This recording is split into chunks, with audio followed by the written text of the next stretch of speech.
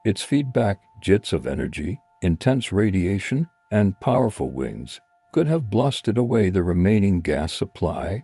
This feedback would have quenched further star formation, locking the galaxy into its compact, fossil-like state. In this scenario, the black hole's rapid growth isn't just an accident, it's the very reason the galaxy looks the way it does today. The monster ate its fill, then shut down its own food supply. Theory 2. Massive seed black holes. Another possibility is that NGC 1277 started with an unusually massive black hole seed right from the beginning. Normally, black holes are thought to form from the collapse of massive stars. When a star exhausting its nuclear fuel collapses under its own gravity, it can create a black hole weighing tens to perhaps 100 solar masses. These light seeds then grow over cosmic time through accretion and mergers. But there may be alternative pathways. In the early universe, before the first stars even formed, giant primordial gas clouds may have collapsed directly into black holes without going through the intermediate step of star formation. These heavy seeds could weigh tens of thousands or even millions of solar masses right from the start. If NGC 1277 formed around one of these heavy seeds, its black hole would have had an enormous head start. While other galaxies were slowly growing their black holes from light seeds, NGC 1277's monster was already well on its way to billions of solar masses. Theory 3. Black hole mergers. A third theory considers the role of black hole mergers. In the crowded environment of the early Perseus cluster, young galaxies often collided and merged. When two galaxies combine, their central black holes eventually spiral together and merge as well, creating a single, more massive black hole. NGC 1277 might have swallowed several smaller galaxies in quick succession during its early history, each time adding their central black holes to its own. This process could have boosted its black hole to billions of solar masses very quickly. However, this explanation has problems. If NGC 1277 had experienced multiple mergers, we would expect to see evidence in its stellar population, different ages of stars from the different merged galaxies. Instead, NGC 1277 stars are uniformly ancient, with no signs of the mixed populations typical of merger-built systems. It seems unlikely that NGC 1277 experienced enough major mergers to explain its monster black hole through this pathway alone. Theory 4. Environmental effects and dark matter. Some models have suggested that NGC 1277 might have formed in a region of unusually dense dark matter, which could have provided extra gravitational potential to funnel gas inward and accelerate black hole growth. However, recent observations suggest that NGC 1277 is actually poor in dark matter compared to other galaxies of its type, which makes this explanation less convincing. The role of dark matter in shaping early black hole growth remains an open question, but it doesn't appear to be the primary driver of NGC 1277's extreme properties. The common thread: fast growth, then shutdown, whichever pathway the black hole followed. One thing is clear: it grew very quickly, very early, and then stopped. The lack of cold gas in NGC 1277 today means the black hole hasn't accreted significant material in the past 10 billion years. It reached its current enormous mass in the first few billion years of cosmic history and has been essentially dormant ever since. This frozen growth pattern is unusual. Most supermassive black holes continue to accrete material over cosmic time, albeit at varying rates. NGC 1277's black hole appears to have reached maturity almost overnight by cosmic standards, then gone to sleep. Because of this, NGC 1277 is sometimes described as a fossil quasar.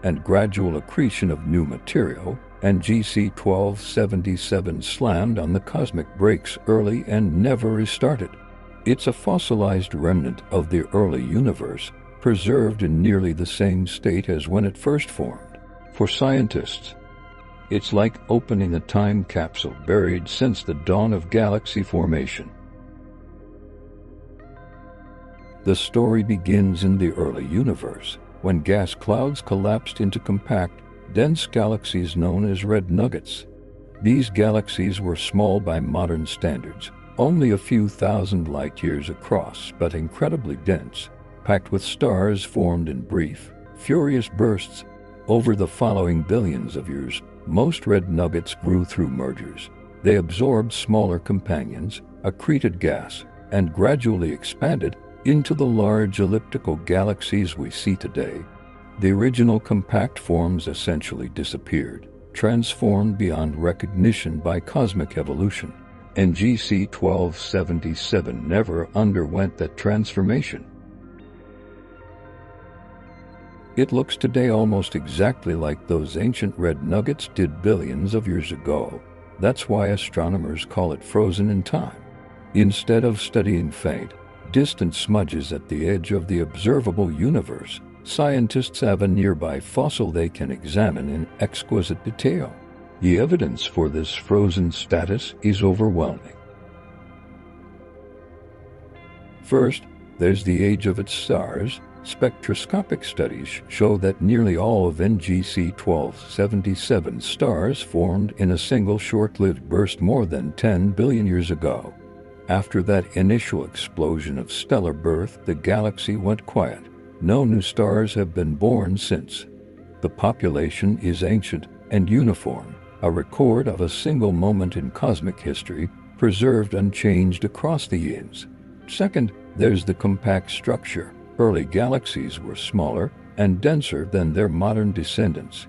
Most expanded over time through mergers, puffing up into larger systems with extended halos of stars. NGC 1277 never underwent this growth. Its radius is only about 10,000 light-years, tiny compared to typical ellipticals of similar mass. Its structure is identical to compact galaxies seen at high redshift, when the universe was less than a quarter of its current age. Observing NGC 1277 is like seeing one of those early galaxies transported into the present day. Third, there's the absence of gas and dust. Star formation requires cold molecular gas as fuel. Without new gas supplies, either from mergers or from accretion from the cosmic environment, a galaxy cannot form new stars. NGC 1277 has essentially none of this fuel. Observations at radio and millimeter wavelengths detect almost no cold gas. Without this reservoir, star formation has been impossible for billions of years. The galaxy has been running on empty since shortly after its birth. Fourth, there's the smooth morphology. Galaxies that experience mergers and interactions develop complex features, tidal tails, shells, warped shapes, asymmetries. NGC 1277 shows none of these.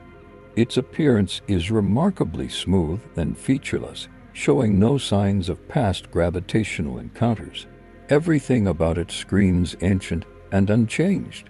What's remarkable is not just that NGC 1277 is frozen, but that it has survived this way inside the bustling Perseus cluster. Clusters are violent environments where galaxies are constantly tugged by gravity, stripped by hot plasma, and cannibalized by larger neighbors. That NGC 1277 avoided such fates for 10 billion years is astonishing.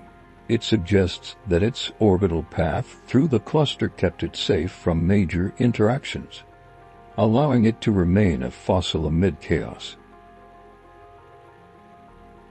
It's a still frame in a movie that otherwise never stops running. The phrase frozen in time also captures NGC 1277's scientific value. Because it hasn't evolved like other galaxies, it preserves the conditions of the early universe in its current form.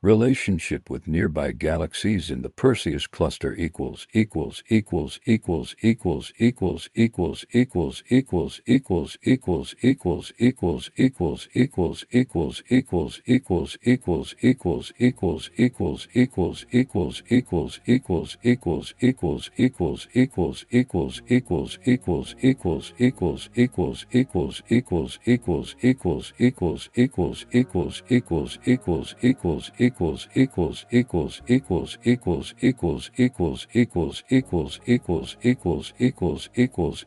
NGC 1277 may be small and compact, but it doesn't live in isolation.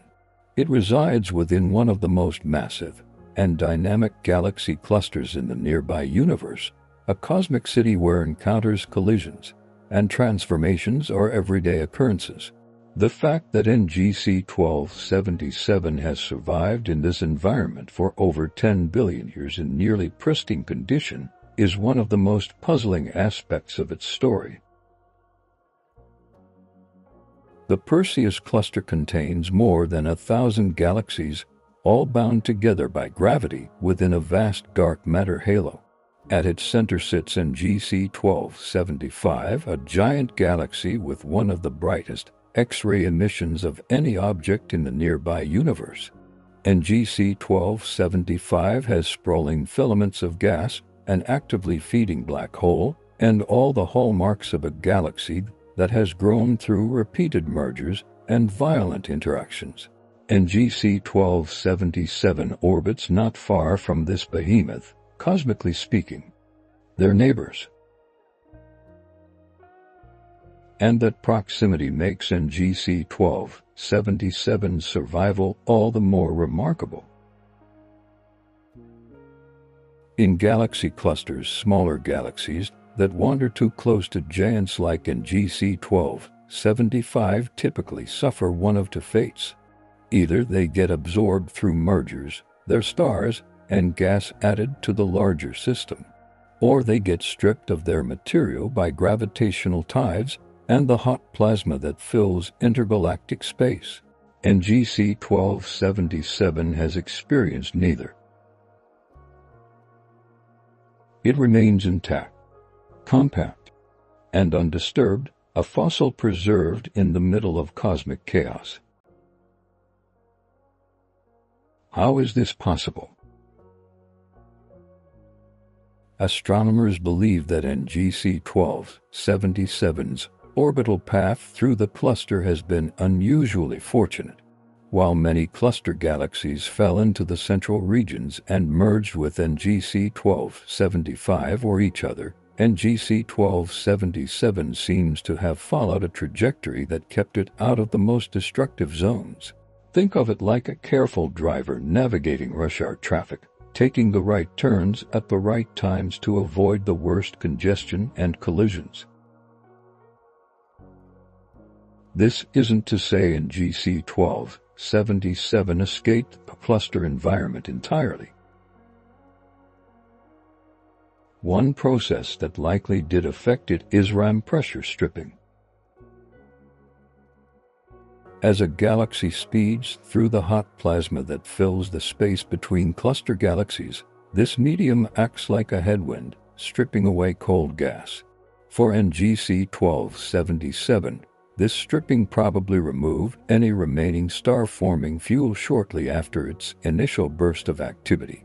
The cluster environment ensured that even if the galaxy had somehow retained gas after its early quenching, the intergalactic medium would have swept it away. The result is a one-two punch. NGC 1277 was quenched internally by feedback from its monster black hole, and then stripped externally by the cluster environment.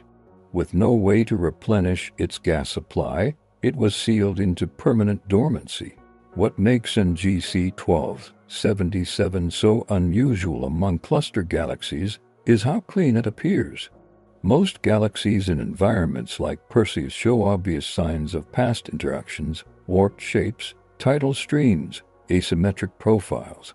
Even if they haven't merged recently, they bear the scars of countless gravitational encounters. NGC 1277's light profile is smooth,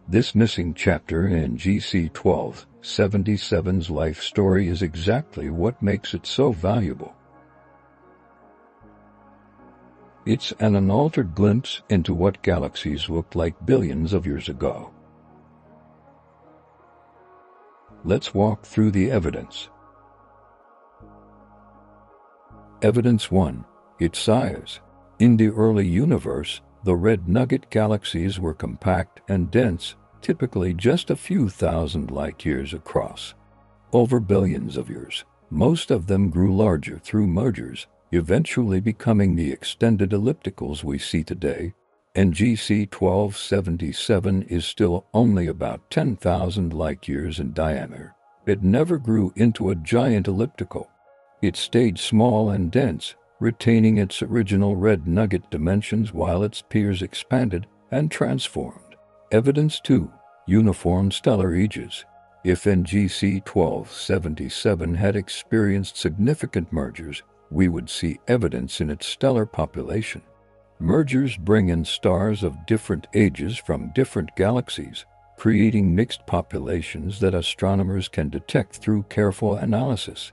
NGC 1277 stars are uniformly ancient. Virtually all of them formed more than 10 billion years ago in a single burst. There are no younger populations that would indicate later mergers delivered fresh stars. The galaxy formed all at once and then stopped. Evidence 3. Absence of cold gas. Galaxies typically replenish their star-forming fuel through mergers or by accreting gas from the cosmic web. This fresh gas enables continued star formation, keeping galaxies alive and evolving. NGC 1277 has no such reservoir. Observations reveal it to be essentially devoid of cold molecular gas. Without this fuel, star formation has been impossible for billions of years. The galaxy has been running on empty since its initial starburst ended. Evidence 4. Smooth structure. Galaxies that grow through mergers develop complex features, tidal tails, shells, extended halos, asymmetric shapes. These are the gravitational scars left by past interactions. NGC 1277 is remarkably smooth and featureless. Its surface brightness profile falls steeply with radius, with most of its light concentrated at the center and essentially no extended halo. It shows none of the signatures typical of merger-built systems. Evidence 5. Environment. Living in the crowded Perseus cluster, NGC 1277 should have experienced numerous interactions over cosmic time. The cluster environment promotes mergers and transformations. Yet NGC 1277's survival as a compact fossil suggests it somehow avoided this fate. Perhaps its orbital path kept it away from the most destructive regions. Perhaps its dense structure made it resistant to tidal disruption. Whatever the explanation, the result is a galaxy that missed out on the growth that reshaped its peers. Evidence 6. The black hole ratio. In most galaxies, mergers deliver not just stars but also gas that feeds the central black hole. Crucially, they also add stellar mass, keeping the ratio between black hole and galaxy relatively stable. NGC 1277's oversized black hole suggests it never received these balancing contributions. Its black hole grew enormous early in cosmic history, but without subsequent mergers to add stellar mass, the ratio remained permanently skewed. The imbalance is a direct consequence of missing the normal growth phase. Evidence 7. Computer simulations. Theoretical models of galaxy evolution confirm this picture. Simulations show that if a compact galaxy avoids mergers after about 10 billion years ago, it will remain small and dense, looking like a relic today. NGC 1277 matches this prediction perfectly. Its current size, stellar population, lack of gas, and smooth structure all align with simulations of galaxies